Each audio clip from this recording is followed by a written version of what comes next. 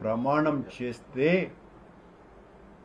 భయపడిపోయినటువంటి ప్రభుత్వం నేను రాజకీయ ప్రసంగాలు చేస్తున్నానని, నా జీవితంలో నేను ఇప్పటి వరకు కొండ మీద ఒక్క రోజు కూడా రాజకీయపు మాట మాట్లాడనే లేదు. మాట్లాడి ఉంటే ఏ పాత్రికేయ మిత్రుడైనా దాన్ని వెలికి తీస్తే సమాధానం ఇవ్వడానికి నేను సిద్ధంగా ఉన్నా, తల దించుకుంటాను కూడా.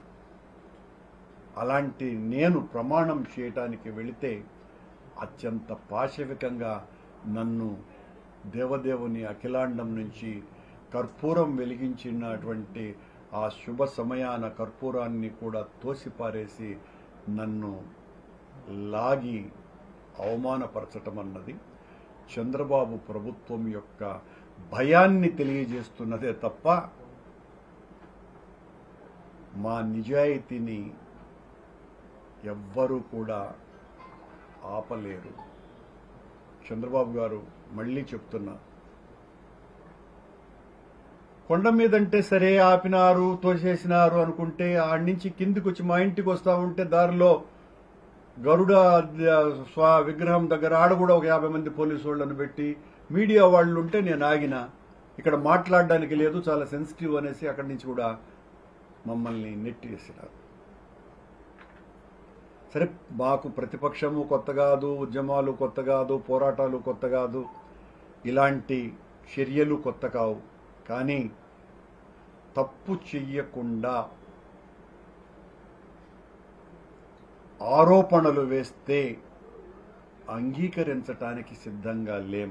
అందుకే నిన్న మొన్న ప్రతిరోజు కూడా మా నాయకుడి దగ్గర నుంచి మా వరకు అందరము కూడా సిబిఐ చేత విచారణ చేయించండి, సిట్టింగ్ జడ్జి చేత విచారణ చేయించండి, నిజాలు నిగ్గు తేల్చండి, మేము తప్పు చేయలేదు, తప్పు చేసింది మీరు భగవంతుని ఆ అఖిలాండ కోటి బ్రహ్మాండ నాయకుని రాజకీయ ప్రయోజనాల కోసమని వాడుకుంటున్నది మీరు అనని ప్రజలందరూ కూడా గమనిస్తున్నారు. సరే, మీ మీడియా ద్వారా మీరు ప్రచారం చేసి మీకు కావలసినటువంటి వాళ్ళు మా మీద ఎంత దుష్ప్రచారం చేసినప్పటికీ కూడా, ప్రపంచంలో ఎంత నీచాతి నీచుడైనా కూడా మీరు చేసినటువంటి ఆరోపణ అంటే ఆ లడ్డు ప్రసాదాలలో పంది మాంసము, పంది కొవ్వు, చేపల నూనె లేదా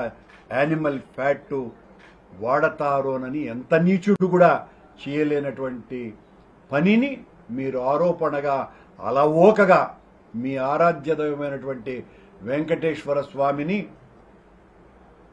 మీ ఇంట్లో మనిషిలాగా వాడుకునేశారు చంద్రబాబు గారు. మేము సిద్ధం, మీరు సిబిఐ ఎంక్వైరీకి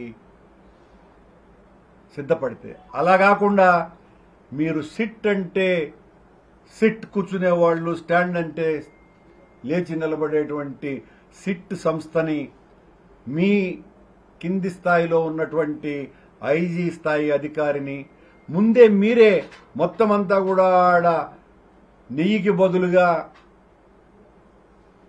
పంది కొవ్వు, చేపల నూనె కలిపినారు, జంతువుల కొవ్వు కలిపినారు నెయ్యిలో అని చెప్పిన తరువాత మీ సిట్ ఏ విచారణ చేసి ఏమి వెలికి తీస్తుందో ఎవరికి తెలియదు బాబు గారు. ఇదే మీ నిజాయితీ? మీరు నిజంగా మీ ఆరోపణలకు కట్టుబడి ఉండేటువంటి వాళ్ళైతే సిట్టింగ్ జడ్జి చేత విచారణ చేయించాలి.